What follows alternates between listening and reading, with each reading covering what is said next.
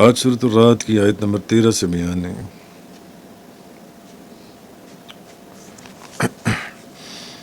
بادل پر معین فرشتہ اس کی حمد کے ساتھ تسبیح کرتا ہے، اور باقی فرشتے بھی اس کے خوف سے حمد و تسبیح کرتے ہیں، اور وہی گرجنے والی بجلیاں بھیجتا ہے، پھر جس پر چاہتا ہے ان بجلیوں کو گرا دیتا ہے۔ درآں حالانکہ وہ اللہ کے متعلق جھگڑے ہوتے ہیں اور وہ سخت گرفت کرنے والا ہے۔ تو آج سورۃ الرعد کی آیت نمبر 13 سے بیان ہے، جیسے کہ پچھلی بھی آیت میں اللہ تعالیٰ نے بجلی سے جو چمک پیدا ہوتی ہے اس میں خوف اور امید کی ایک مثال دی تھی کل کی درس میں، اگر آپ کو یاد ہو تو۔ اب آگے فرمایا کہ بادل پر معین فرشتہ اس کی حمد کے ساتھ تسبیح کرتا ہے، اور باقی فرشتے بھی اس کے خوف سے حمد اور تسبیح کرتے ہیں، اور وہی ہے جو گرجنے والی بجلیاں بھیجتا ہے، اور نہ صرف پھر وہ بجلیاں بھیجتا ہے بلکہ جس پر چاہتا ہے ان بجلیوں کو گرا دیتا ہے۔ حالانکہ وہ تو اللہ کے متعلق جھگڑے ہوتے ہیں اور وہ سخت گرفت کرنے والا ہے۔ تو ترمذی شریف کی ایک روایت ہے، حضرت ابن عباس رضی اللہ تعالی عنہما بیان کرتے ہیں کہ نبی پاک صلی اللہ علیہ وسلم کے پاس یہودی آئے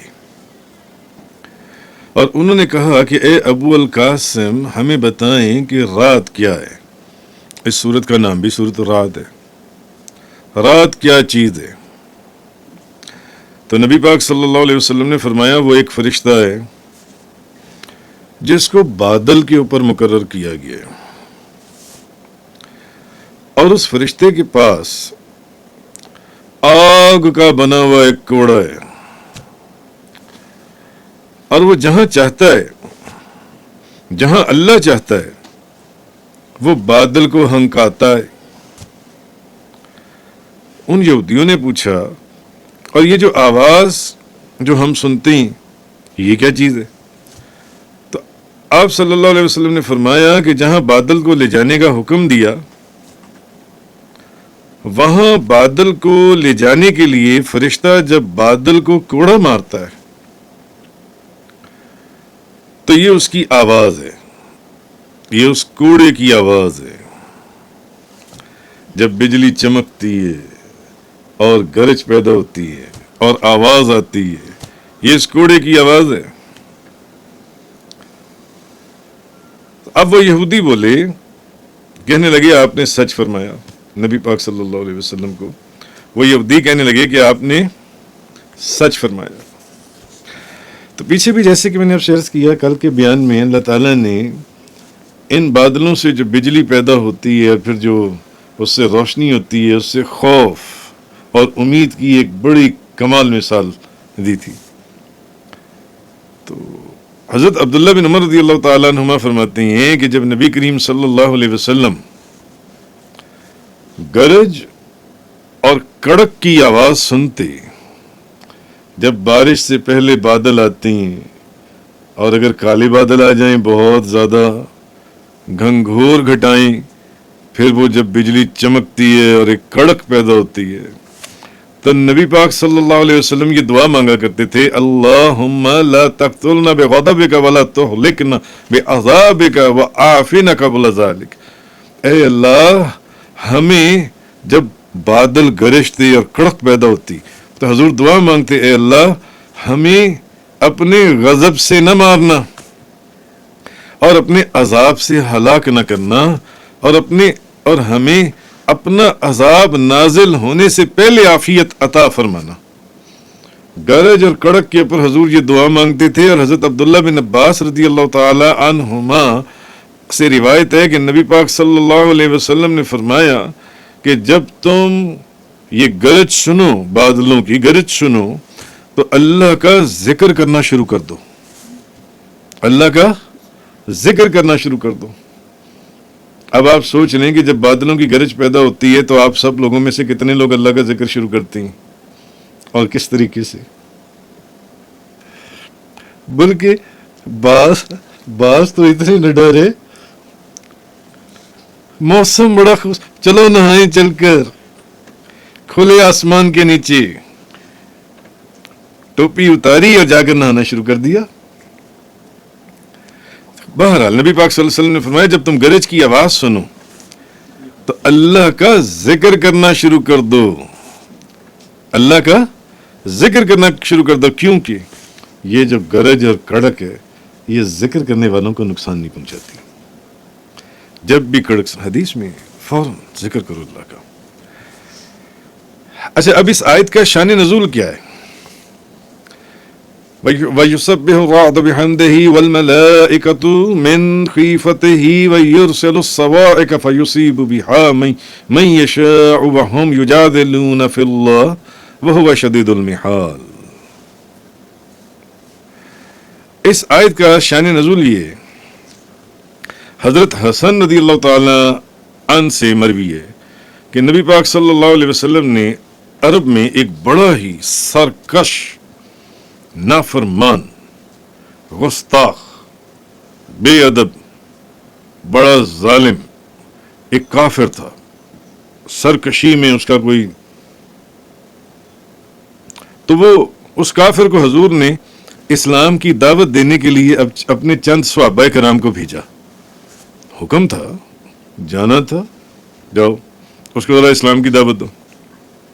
وہ صحابہ کرام گئے. بعض روایتوں میں ہے کہ انہوں نے کہا یا رسول اللہ وہ تو بڑا ظالم، سرکش اور بڑا ہی وہ تو بے ادب اور گستاخ. اچھا، باہر اس روایت میں انہوں نے اس کافر کو، اب وہ چلے گئے صحابہ کرام، انہوں نے اس کو دعوت دی اسلام کی. اب وہ کہنے لگا محمد کا رب کون ہے؟ صلی اللہ علیہ وسلم، جس کی تم مجھے آج دعوت دینے آئی ہو. کیا وہ سونے کا بنا ہوا ہے جو مجھے اس کی طرف دعوت دے رہی ہو، یا وہ چاندی کا بنا ہوا ہے، یا وہ لوہے کا بنا ہوا ہے، یا وہ تانبے کا بنا ہوا ہے؟ اب صحابہ کرام کو یہ بات اچھی نہیں لگی، تکلیف ہوئی.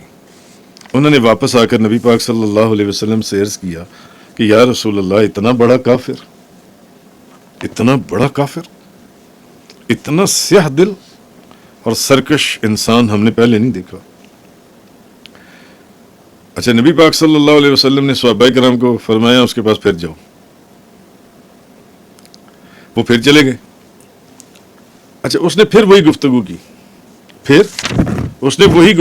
اس نے کہا کہ مجھے یہ بتاؤ کہ محمد کا جو رب ہے وہ ہے کون جس کی تم مجھے دعوت دینے آئے ہو؟ یعنی کیا وہ سونے کا ہے، چاندی کا بنا ہوا ہے، تانبے کا ہے، یا لوہے کا ہے؟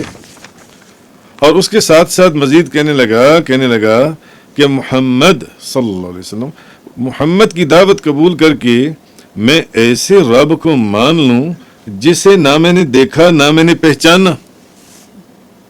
ایسے رب کی دعوت دے رہے ہو جس کو میں نے دیکھا ہی نہیں ہے. صحابہ کرام پھر واپس آ گئے. انہوں نے کہا یا رسول اللہ، اس کی تو خباثت جو ہے وہ عروج پر ہے. نبی پاک صلی اللہ علیہ وسلم نے فرمایا پھر جاؤ، پھر اس کو جا کے دعوت دو. صحابہ کرام تو طریقت کے شہنشاہ اور بادشاہ تھے، فوراً حکم کی تعمیل تھی، پھر چلے گئے، جو ہوگا دیکھا جائے گا. بہرحال اچھا، تو اب جب وہ اس سے گفتگو کر رہے تھے تو وہ اسی طرح کی بکواس کر رہا تھا. وہ جہاں پر بھی بیٹھے ہوئے تھے کہیں پر، تو بادل تھے آسمان کے اوپر، تو اچانک بجلی چمکی اور ایک کڑک پیدا ہوئی، اور پھر وہ بجلی اسی کافر کے اوپر گری اور اس کو جلا کر خاک کر دیا. اب یہ لوگ، انہوں نے یہ منظر دیکھا اپنے سامنے، بیٹھے تو یہ بھی وہیں پر ہوئے تھے جہاں وہ بجلی گری تھی، مگر گری کس پر تھی؟ یہ تو حضور نے کیا فرمایا، ذکر کرنے والوں کو یہ نقصان نہیں پہنچاتی. اس بجلی نے اس کو جلا کر خاک کر دیا، وہ ان کے سامنے جل کر خاک ہو گیا، وہ کافر جان سے. اچھا، اب یہ جب وہاں سے واپس ہوئے تو راستے میں نا انہیں ان صحابہ کرام کو کچھ اور صحابہ کرام ملے راستے میں. تو ان صحابہ کرام نے ان سے پوچھا کہ بتاؤ وہ جل کر خاک ہو گیا، وہ جل کر خاک ہو گیا۔ ان صحابہ کرام نے ان سے پوچھا تمہیں کیسے پتا چلا؟ یہ تو یعنی یہ تو منظر ہم دیکھ کر آ رہی ہیں کہ وہ جل کر خاک ہو گیا۔ بادل تھے، کہیں میدان میں بیٹھے ہوں گے، صحن میں بیٹھے ہوں گے، کہیں باہر بیٹھے ہوں گے۔ آپ آج بھی پڑھتے ہیں اخباروں کے اندر فلاں جگہ بجلی فلاں گھر پر گر گئی، کسی بندے پر گر گئی، درخت پر گر گئی، جانوروں پر گر گئی، ایسا ہوتا ہے۔ وہ تمہیں کیسے پتا جون سے کہ وہ وہاں بجلی گری ہے اور وہ جل کر خاک ہو گیا؟ انہوں نے بتایا کہ ہم اس وقت نبی پاک صلی اللہ علیہ وسلم کے پاس بیٹھے ہوئے تھے اور اس وقت یہ وحی نازل ہو رہی تھی، یعنی یہ آیت جو ہے یہ اس واقعے کا شان نزول ہے۔ وَيُرْسِلُ الصَّوَاعِقَ فَيُصِيبُ بِهَا مَن يَشَاءُ، اور کڑک بھیجتا ہے تو اسے پھر ان بجلیوں کو ڈالتا ہے جس پر چاہے ڈالتا ہے۔ انہوں نے کہا یہ آیت نازل ہو رہی تھی، یہ وحی ہمارے سامنے نازل ہوئی ہے نبی کریم صلی اللہ علیہ وسلم کے اوپر جن سے۔ لیکن بعض مفسرین نے کہا ہے کہ یہ جو اس کا جو شان نزول ہے نا، یہ عامر بن طفیل اور اربد بن ربیعہ کے بارے میں نازل ہوا ہے اس آیت کا۔ عامر بن جو طفیل ہے اس نے اربد بن ربیعہ سے کہا کہ چلو آج محمد کے پاس چلتے ہیں صلی اللہ علیہ وسلم۔ عامر بن طفیل نے کہا، اس نے کہا جب ہم وہاں جائیں گے نا تو میں انہیں باتوں میں اتنا محو کر دوں گا اپنی باتوں کے اندر، یعنی کہ ان کو پتہ نہیں چلے گا، تو تم جلدی سے تلوار نکال کر کام تمام کر دینا۔ عامر بن طفیل نے اربد کے ساتھ یہ پروگرام اربد بن ربیعہ اس کے ساتھ پروگرام بنایا۔ اس نے کہا میں حضور کو باتوں میں لگاؤں گا، تو جب تم یہ دیکھو کہ ان کی پوری توجہ میری طرف مبذول ہو گئی تو اب تم تلوار سے وار کر دینا۔ نبی پاک صلی اللہ علیہ وسلم اب یہ مشورہ کر کے وہ آئے۔ اب عامر حضور نبی پاک صلی اللہ علیہ وسلم سے گفتگو کرنے لگا۔ یہ بڑی لمبی گفتگو ہے، بے شمار احادیث اور سیرت کی تمام کتابوں میں حدیث ملتی ہے۔ اچھا، بہت طویل گفتگو کے بعد کہنے لگا کہ اچھا اب ہم جاتے ہیں اور ہم ایک لشکر جرار لے کر آئیں گے، کیونکہ وہ ایک بڑی لمبی گفتگو ہے، وہ پوری حدیث اگر میں آپ کو بتاؤں تو یعنی حضور نے اس کی شرائط نہیں مانی، اس کی باتیں نہیں مانی جون سی ہیں۔ اس نے کہا ہم ایک لشکر جرار لے کر آئیں گے، یہ کہہ کر وہ چلا گیا۔ اب باہر آ کر اب اربد سے لڑنے لگا، کہنے لگا ہم نے تو پروگرام یہ بنایا تھا کہ میں ان کو باتوں میں لگاؤں گا اور تم اپنا تلوار کا کام دکھاؤ گے۔ اس نے کہا کہ میں کیا کرتا، میں جب بھی تلوار نکالتا تھا اور تلوار مارنے کی وار کرنے کی کوشش کرتا تھا تو مجھے ایسے لگتا تھا جیسے تو میرے درمیان میں بیٹھا ہوا ہے، تو میں تلوار روک لیتا تھا نکالنے سے کہ کہیں یعنی تیرا ہی کام تمام نہ ہو جائے، تو میں تو اس لیے یہ کام نہیں کر سکا۔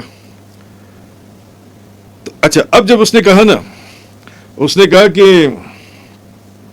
ہم ایک لشکر جرار آپ کے اوپر لے کر آئیں گے، تو نبی پاک صلی اللہ علیہ وسلم نے یہ دعا پڑھی اللہم اکفہما بما شئت، جو ہم پڑھتے ہیں اللہم اکفنا شرہم بما شئت، یہاں وہاں دو تھے نا، دو کے لیے پڑھی حضور نے، تو اللہم اکفنی شرہم بما شئت، اللہم اکفنا شرہم، یہاں حضور نے پڑھا اللہم اکفہما، ان دونوں سے۔ اب جب وہ دونوں مدینہ منورہ سے باہر نکلے تو اربد بادلوں سے گرج اور کڑک اور بجلی گری، اربد تو وہیں جل گیا، اور جو اس کا دوست تھا عامر جون سے جس کے ساتھ اس نے یہ پروگرام بنایا تھا، وہ بھی راستے میں بہت ہی بدتر حالت میں مرا۔ اس کا بڑا تفصیلی واقعہ حدیثوں میں غالباً اگر میں بھول نہیں رہا تو میں نے وہ واقعہ اپنی کتاب مجربات محسن کے اندر بھی لکھا ہے، اس میں بھی آپ پڑھ سکتے ہیں۔ تو یہ اس آیت کا جون سے شان ہے۔